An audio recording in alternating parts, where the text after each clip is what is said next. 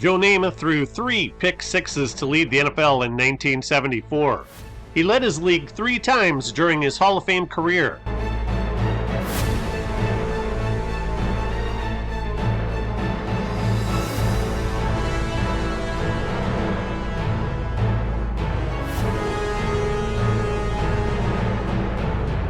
His 28 career pick sixes are the 4th most all-time. Namath did lead the NFL with 3 game-winning drives in 1974, however. He led his league 4 times in game-winning drives during his career. No risk, no reward, I guess.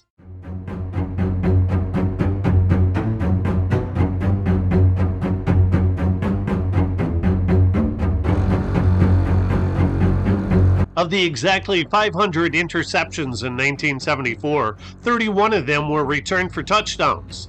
Chiefs cornerback Emmitt Thomas had 2 of them.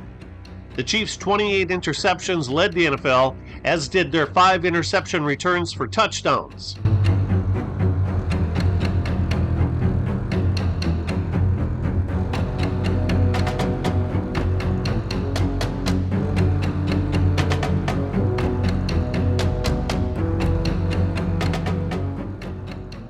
Thomas's 12 interceptions led the NFL, as did his 214 return yards. He made first-team All-Pro and finished 4th in the Defensive Player of the Year vote. Oilers quarterback Lynn Dickey threw 15 pick sixes in his career. In a 1980 game against the Rams, he had 2 of them, a 99-yarder and an 83-yarder. Hall of Fame linebacker Bobby Bell scored 9 touchdowns as a pro, 6 of them on interception returns, the most ever by a linebacker.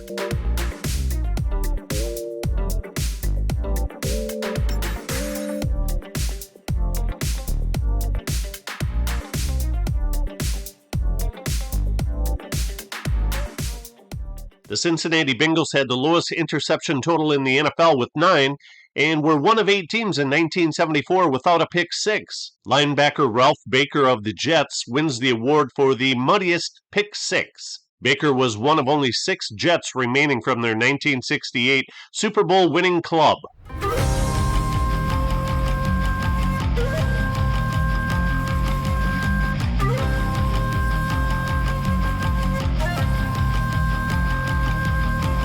In Game 14 of the following week, number 51 Baker tips the ball to Burgess Owens, who returned the first of 4 pick sixes in his 10-year career.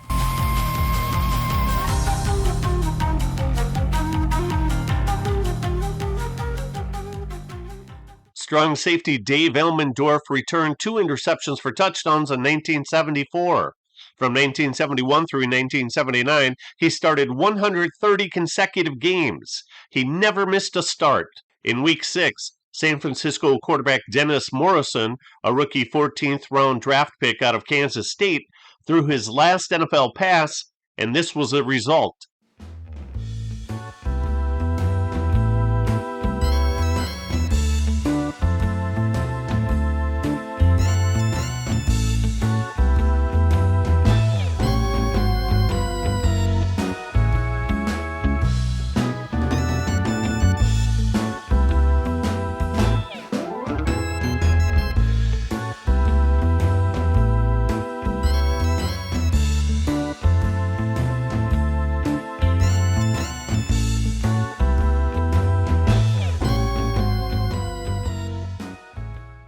Second-year cornerback Levi Johnson also returned 2 interceptions for touchdowns in 1974.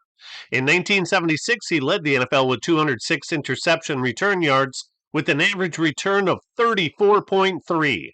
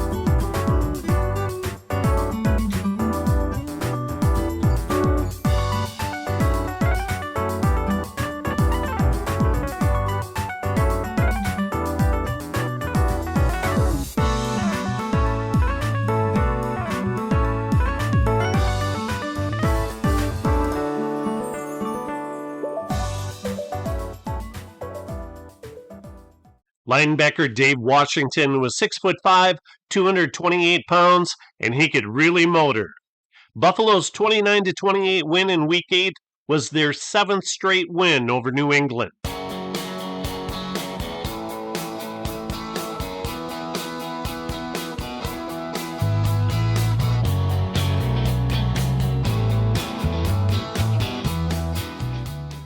This was number 10 Jack Concannon's last start of his 10-year NFL career, in which he threw 36 touchdown passes and 63 interceptions. Linebacker Harold McClinton took this one the distance.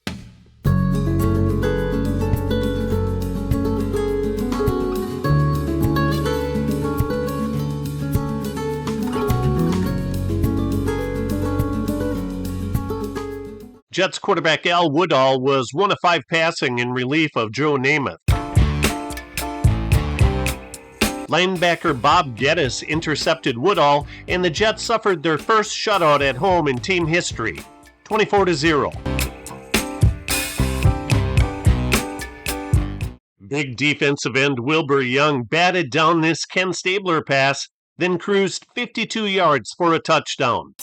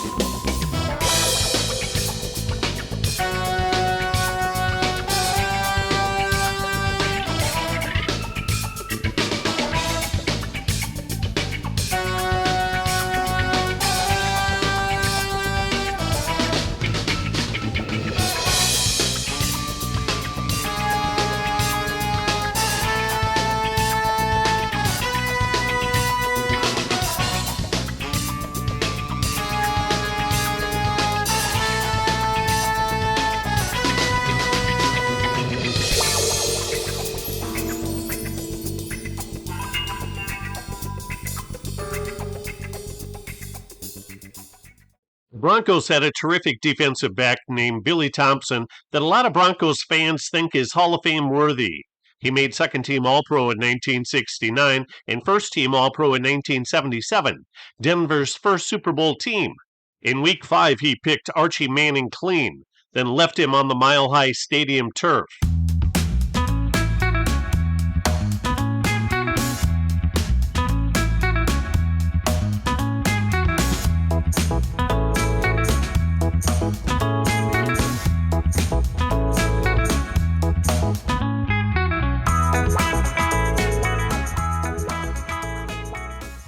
In Washington, D.C., their team had an emotionally intense head coach who believed that playing with a high degree of emotion and a winning attitude was just as important, if not more important, than the actual playing talent on the field. In Week 1, cornerback Mike Bass scored Washington's only touchdown and set up their other touchdown with a fumble recovery in a 13-10 win.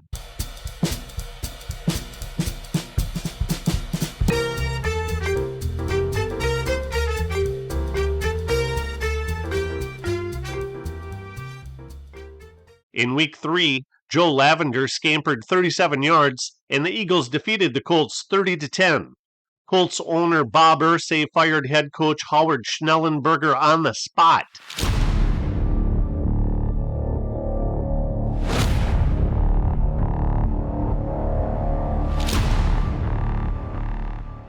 General manager Joe Thomas became the new head coach of the 0-win and 3-loss Colts. 35-year-old Norm Snead fired a perfect pass to Falcons strong safety Ray Brown, who promptly returned the gift 59 yards. Atlanta won 14-7.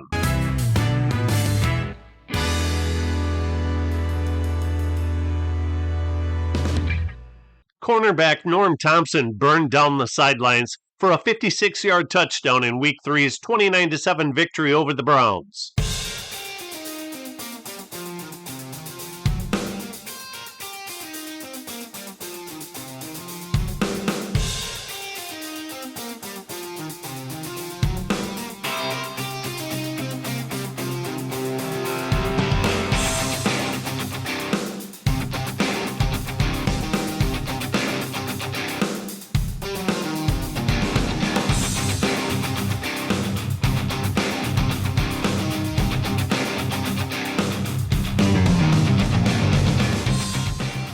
Quarterback Earl Morrall wound up his 19th season in the NFL as Dolphins head coach Don Shula rested Bob Greasy for the following week's playoff game. John Charles punctuated Morrall's first 1974 start with an exclamation point.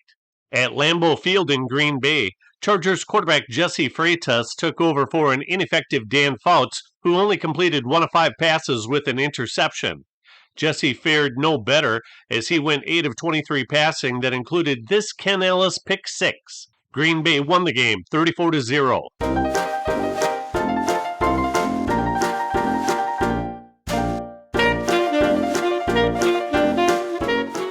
In Week 12 at Oakland Alameda County Coliseum, one of Jim Plunkett's 1974 NFL leading 22 interceptions found its way into the hands of Alonzo Skip Thomas.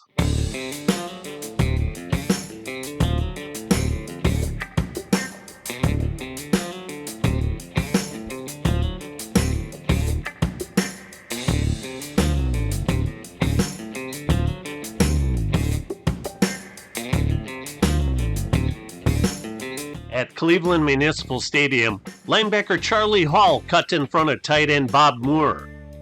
Quarterback Ken Stabler threw 16 pick 6's in his 15-year NFL career. 6 weeks later, the Browns played host to the Steelers, and Van Green made Terry Hanratty pay for an errant pass. Hanratty completed 2 of 15 passes on the day with 3 interceptions.